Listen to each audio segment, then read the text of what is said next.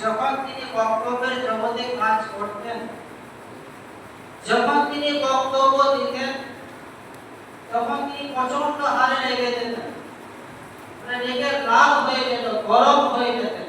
হাদিসে শব্দ ওয়াস্তাতা কালামাহু ওয়া আলা সাউতিহি কাআন্নাহুল জাইস, এত রাগে রাগান্বিত হয়ে যেতেন নবী সাল্লাল্লাহু আলাইহি ওয়াসাল্লাম, যে রাগে তার মুখটা লাল হয়ে যেত, চোখই লাল হয়ে যেত। ওয়া আলা সাউতিহি, এবং তিনার কণ্ঠস্বর আওয়াজ প্রচন্ড হারে উঁচু হয়ে যেত। কাআন্নাহুল জাইস, মনে হতো তিনি সামনে লোকদেরকে ধমক দিচ্ছেন, সামনে লোকদেরকে ধমক দিচ্ছেন, এটা করতে হবে সেটা করতে হবে। তো যিনি বক্তব্য দিবেন তিনাকে নরম ভাষায় কথা বলতে হবে না। কি ভাষায় বক্তব্য রাখতে হবে? গরম ভাষায় বক্তব্য রাখতে হবে। এটাই হলো সুন্নাহ। এটা কি সুন্নাহ? আজ বর্তমান সময়ে একটা মানুষ যখন সে ভুল রাস্তায় চলে, একা রাস্তায়, তেরা রাস্তায় যখন চলে, একটা মানুষ যখন সালাত আদায় করে না, ইসলাম বিরোধী কাজ করে, শরীয়ত বিরোধী কাজ করে, একটা মেয়ে বেপরদা হয়ে চুল ফেলে রাস্তায় হাঁটাহাঁটি করে, ঘোরাঘুরি করে, এই সমস্ত নোংরা কাজ দেখার পরও যদি আপনি না বলেন, তাহলে আপনাকে জবাবদিহি করতে হবে।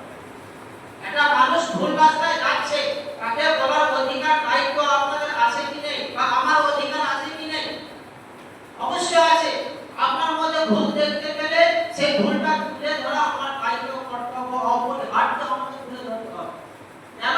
নবী সাল্লাল্লাহু আলাইহি ওয়াসাল্লাম বলেছেন, "কাল্লিগু আন্নি ওয়ালা আয়া", যদি একটা আয়াত, একটা ঘটনা, একটা বাক্য যদি জানা থাকে, তাহলে সেটাকে মানুষের কাছে বুঝিয়ে দাও, মানুষকে বলে দাও।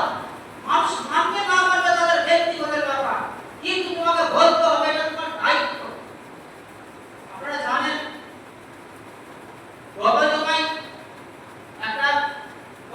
বক্তব্য রেখেছিলাম নারী সম্পত্তি, পর্দা সম্পত্তি, যে মহিলা রাস্তাঘাটে বসতে পারবে কিনা, এই সম্পর্কে বক্তব্য রেখেছিলাম। আপনারা জানেন কিছু কিছু নারী, দু একটা পুরুষ, দু একটা নারী তাদের শরীরে লেগে গেছে, তারা সেই কথাটা নিজের গায়ে মেখে নিয়েছে। তারা এই কথাগুলি কি করেছে? নিজের গায়ে মেখে নিয়েছে। আপনারা বলুন, আপনাদেরকে প্রশ্ন করা হচ্ছে। আচ্ছা বলুন তো, গত জমায় যে বক্তব্য রেখেছিলাম আমি, ওটা খাস করে বলেছিলাম নাম ধরে ধরে, যে অমুক মহিলা এই রাস্তায় বসে, অমুক মহিলা চুল খুলে ঘোরাঘুরি করে, অমুক মহিলা ব্যাপারটা হয়ে রাস্তায় বাজারে বাজারে ঘোরাঘুরি করে? আমাদের বলা হয়েছিল না? কি করে বলা হয়েছিল? সবাইকেই বলা হয়েছে আমভাবে। এই পৃথিবীতে যত নারী মহিলা আছে, এই পৃথিবীতে যত নারী মহিলা আছে, সবাইকেই বলা হয়েছে। নারী বলতে আমার স্ত্রীও কিন্তু এই নারীর মধ্যে ঢুকে আছে। কি বলছে? আমার স্ত্রী যদি ব্যাপারটা হয়ে ঘোরাঘুরি করে, তাহলে আমার স্ত্রী তার মধ্যে আছে। আমার মা যদি ব্যাপারটা হয়ে ঘোরাঘুরি করে, আমার মা ওই নারীদের ভিতরেই সে আছে। আমি নারী শব্দ লাগিয়েছি। যে আজ বর্তমান সময়ে নারীদের অবস্থা, এই নারী বাক্য, নারী শব্দ আমি লাগিয়েছি, মহিলা শব্দ লাগিয়েছি, তাহলে নাম ধরে আমি উল্লেখ করিনি। কিন্তু কেন আপনি আপনার শরীরে কথাগুলি মাপতে গেলেন? আপনার স্ত্রী কেন এই কথাগুলো শরীরে মেখে নিল? তাহলে জানতে হবে আপনার স্ত্রী ওই রাস্তায় হাঁটে। কি বলছেন আপনি? তাহলে জানতে হবে আপনার স্ত্রী ওই রাস্তায় হাঁটে, আপনার স্ত্রী রাস্তাতে বসে। তাহলে জানতে হবে আপনি আপনার স্ত্রীকে অনুমতি দিয়েছেন, আপনার স্ত্রীকে রাস্তার সাইডে বস করিয়েছেন আপনি, ওই জন্য আপনার শরীরে লেগেছে, ওই জন্য আপনার রাগ হয়েছে, আপনার রাগ হয়েছে। কিন্তু রাগ লাগে কিছু করার নেই। আপনার শরীরে লাগলে আমার কিছু করার নেই। আমি তো আমার কথা বলিনি, আমার কথা বলেছি। আপনারা কি বলছেন? আমি কি আমার কথা বলেছি? আমি কার কথা বলেছি? বিশ্বনবী জনাব মুহাম্মদ মুস্তাফা সাল্লাল্লাহু আলাইহি ওয়াসাল্লাম তিনার কথা আমি উল্লেখ করেছি। হাদিস কোরআনের কথা বলেছি, আল্লাহর কথা বলেছি।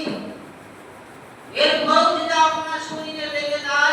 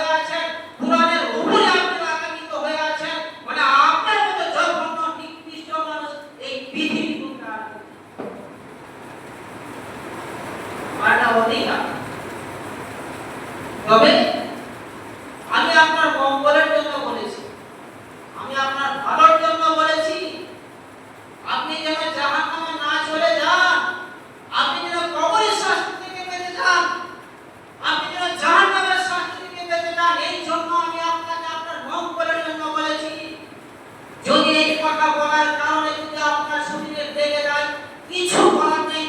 আপনাকে আমার অধিকার, দায়িত্ব, হক কথা বলা, আমি হক কথা বলে যাব, সত্য কথা বলে যাব। যদি সত্য কথা বলতে গিয়ে যদি আমাকে কষ্ট দিতে হয়, ঘাট দিতে হয়, তবু আমি দিতে রাজি আছি। কিন্তু হক কথা বলা আমি ছাড়বো না, সত্য কথা বলা আমি ছাড়বো না। যেটা হাদিস কোরআনে আছে সেটা আমি বলে দেব আমার মৃত্যু পর্যন্ত। এবার আপনার মানা না মানা সেটা আপনার ব্যক্তিগত ব্যাপার। আপনি চাইলে আপনার স্ত্রীকে ঘরের ভিতরে রাখবেন, আর যদি আপনি চান না রাখবো না, তাহলে আপনার স্ত্রীকে রাস্তার সাইডে বসিয়ে দেন।